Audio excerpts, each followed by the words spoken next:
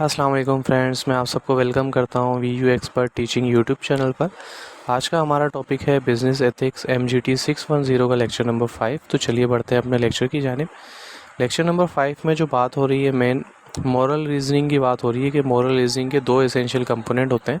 पहला कंपोनेंट तो ये है कि अंडरस्टैंडिंग होनी चाहिए कि रीज़नेबल मॉरल स्टैंडर्ड रिक्वायर्ड, यानी कि एक जी रीज़नेबल मॉरल स्टैंडर्ड की हमें ज़रूरत है।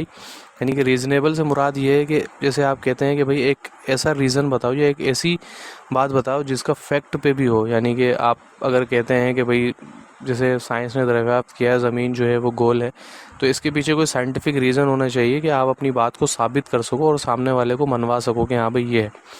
अब and evidence of information concerning where a particular policy, public institution, person, institution और behaviour has features of this moral standard.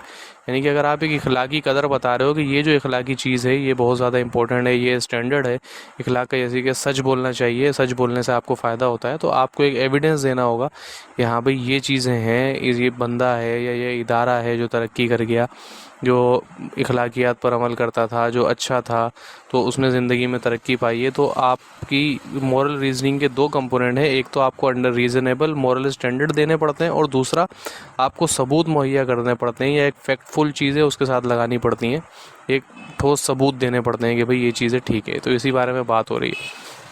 उसके बाद मॉरल रीजनिंग, यहाँ पर यही दोनों बातें बताई जा रही हैं कि भाई एविडेंस है, ये जो है understanding reasonable moral standard required होते हैं और दूसरा वजह है एविडेंस ऑफ इन्फॉर्मेशन।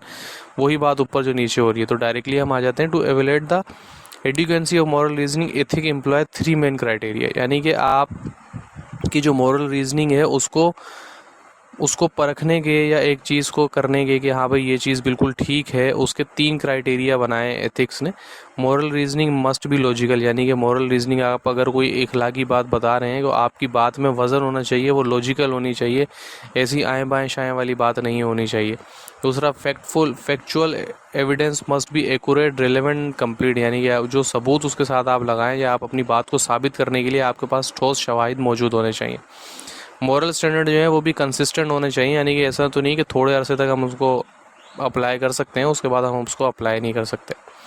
उसके बाद बोल रहे हैं कि consistency requirement can be fresh as follow. जो कंसिस्टेंसी से उनकी मुराद है वो क्या है कि भाई वो ये कह रहे हैं कि अगर कोई आपने स्टैंडर्ड बताया है कि ये इखलाकियात हैं, इसको आपने यानी कि आपने सच बोलना चाहिए, हर हालात में आपको सच बोलना चाहिए, तो हर हालात से मुराद है कि हर हालत में सच बोलना चाहिए। ऐसा नहीं कि एक बंदा ए है उसको तो आप तनकीद कर रहे हैं, उसको आप तलकीन कर रहे हैं कि भैया आपको सच बोलना चाहिए भले कैसे भी हालात हों, लेकिन उसी हालात में अगर एक और बंदा आया तो उसको बोलता है कोई बात नहीं यार झूठ बोल लो, यहाँ पे तो चलता है, इतना कोई मसला नहीं है। तो ऐसा नहीं होना चाहिए। जो इखलाकी कदरें आपने एक बंदे के लिए बनाई है, जो एथिक्स आपने एक बंदे के लिए बनाए, वही दूसरे के लिए अप्लाई होने चाहिए, बिल्कुल सिमिलर होने चाहिए। तो यहाँ पे ये बात की जा रही। उसके बाद आर्गूमेंट्स बताए जा रहे हैं कि भाई आर्गूमेंट्स क्या होते हैं। 3 आर्गूमेंट के बारे में बात की जा रही है। फर्स्ट यहाँ से हमें बताया जा रहा है कि first they argue that process of profit in perfectly competitive free market will by itself ensure that the member of the society are serve with the most socially beneficial way. यानी कि जो मार्केट है या free market से या आपका जो माशरा है उसमें ये बात कर रहे हैं कि जो लोग हैं और वो सिर्फ अपने मतलब के लिए सारी चीज़ें करते हैं। ऐसा नहीं है कि दूसरे के मतलब के लिए भी कोई चीज़ करनी चाहिए, यानी कि लोग मतलबी होते हैं, यानी कि हर कोई अपने मतलब के लिए सब चीज़ें कर रहा होता है। तो ये कह रहे हैं कि ऐसा नहीं है, हर इंसान मतलबी नहीं होता, कोई इंसान दूसरों के फ़ायदे के लिए भी काम कर रहे होते हैं, ऐसी चीज़ें नहीं होती हैं। तो पूरे सबको एक ही तराजू में नहीं तोलना चाहिए, पांचों उंगलियां बराबर नहीं होती। पहली बात तो ये हो रही है। दूसरी बात ये हो रही है वो क्लेम करते हैं कि भाई लॉयल एजेंट्स जो होते हैं, यानी कि आप अगर किसी ऑर्गेनाइजेशन में काम कर रहे हैं, एक बंदे के अंडर में काम कर रहे हैं, तो लोग ये बोलते हैं कि भाई उस बंदे को जो है आपके साथ ये इथिक्स को परखने के वो बता रहे हैं कि 3 किस्म की अजम्पशंस आती हैं, 3 किस्म की बहस की जाती है जब लोगों से बात की जाती है। कि लोग बोलते हैं कि हर इंसान जो है माशरे में वो मतलबी लोग होते हैं, हर कोई अपने फ़ायदे के लिए दूसरे के नुकसान पहुँचाता है। तो पहला तो ये हो गया कि हर कोई अपने फ़ायदे के लिए हर काम कर रहा होता है।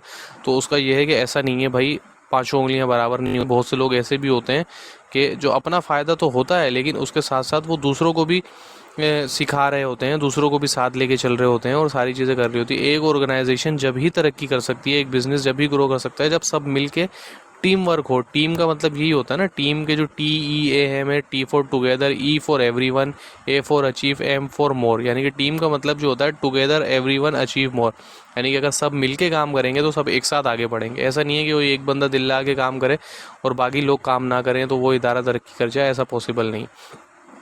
सेकंड की तरफ चलते हैं। सेकंड जो आर्गूमेंट दिया जाता है उसमें ये कह रहे हैं कि भाई लॉयल एजेंट्स जो होते हैं, यानी कि जिन लोगों के अंडर आप एक ऑर्गेनाइजेशन में काम कर रहे होते हैं, तो उसके अपने लोगों के साथ बिल्कुल लॉयल लेना चाहिए। वो अपने लोगों के भले के बारे में ही सोचना चाहिए।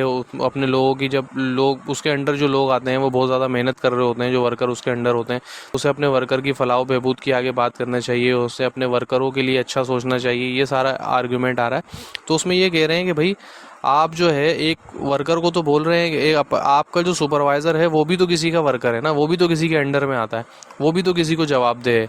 ऐसा कैसे हो सकता है कि हर बात आपके फ़ायदे के लिए की जाए? हो सकता है ऐसी कुछ इंस्ट्रक्शन उसको आ रही हो जो आपके फ़ायदे के लिए ना हो, या आप में से कुछ लोग ऐसे हों जो उसकी उम्मीदों पे पूरा ना उतर रहे हों, तो वो आगे जो अपने वर्कर है उनके लिए भी तो वो लॉयल है ना, उनको भी वो, जैसे आप ईमानदारी से अपने सुपरवाइज़र के लिए काम कर रहे हैं वैसे ही वो भी अपने ऊपर वालों के लिए, सुपरवाइज़र्स के लिए, अपने सीनियर्स के लिए ईमानदारी से काम कर रहा है।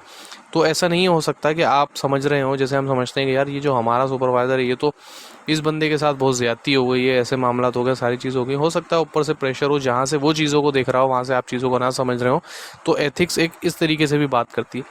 तीसरा ये बताया जा रहा है, वो ये कह रहे हैं कि तीसरा आर्गुमेंट ये आता है, बहुत से लोग ये कहते हैं कि भाई कारोबार जो है वो एक कुछ कानून के तहत चलता है। तो आप अगर एथिक्स की बात करते हैं तो एथिक्स और कुछ भी नहीं है, सिर्फ और सिर्फ कानून को फॉलो करना है, कि जो कानून कह रहा है वो फॉलो कर रहे हैं। कारोबार जो है वो इस वजह से, यानी कि अगर कोई बिजनेस कुछ अच्छा काम कर रहा है, वर्कर्स के लिए अच्छा कर रहा है, तो लोग क्या कह देते हैं, वर्कर्स क्या कहते हैं, भाई ये तो कानून है, कानून के मुताबिक हमें फ़ायदा पहुँचा रहे हैं, तो इसमें हमारे लिए अच्छा क्या कर रहे हैं, ये तो सिर्फ लॉ को फॉलो कर रहे हैं और उस पर हमें चीज़ें दे रहे हैं।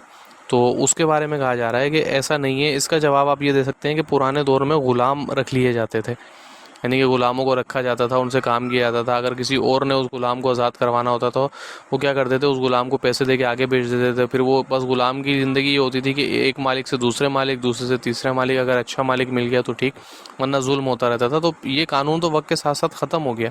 तो ऐसा नहीं है, एथिक्स जो हैं वो कोई एथिक्स ही था ना, कोई अच्छा बंदा आया उसने बोला नहीं यार ये जुल्म हो रहा है लोगों पे, ऐसा नहीं होना चाहिए, तो उसने वो कानून ख़त्म कर दिया। तो एथिक्स का वजूद था, अखलाकियात का वजूद था, जब भी तो वो चीज़ें ख़त्म हुई। तो इन 3 आर्गूमेंट के जो मुफस्सिल जवाब हैं वो हैंड आउट में हमें समझाने की इस लेक्चर में कोशिश की जा रही है। तो ये कुछ टेक्स्ट जो है आपको येलो से हाईलाइटेड दिख रहा होगा और कुछ पर्पल से हाईलाइटेड दिख रहा होगा। इसका मतलब ये है कि जो येलो हाईलाइटेड टेक्स्ट है वो इंपॉर्टेंट है। अगर आप उसको पढ़ लेते हैं तो वही इनफ है आपके पूरे लेक्चर को कवर करने के लिए, आपको इजीली समझ आ जाएगा। जो पर्पल टेक्स्ट है ये क्विज़ के लिए इंपॉर्टेंट है, मे बी पॉसिबल कि वो इससे क्विज़ आ जाए। ये एक मेरी अपनी सेमेस्टर की प्रैक्टिस है और काफ़ी हद तक मैं इसमें कामयाब होता हूँ।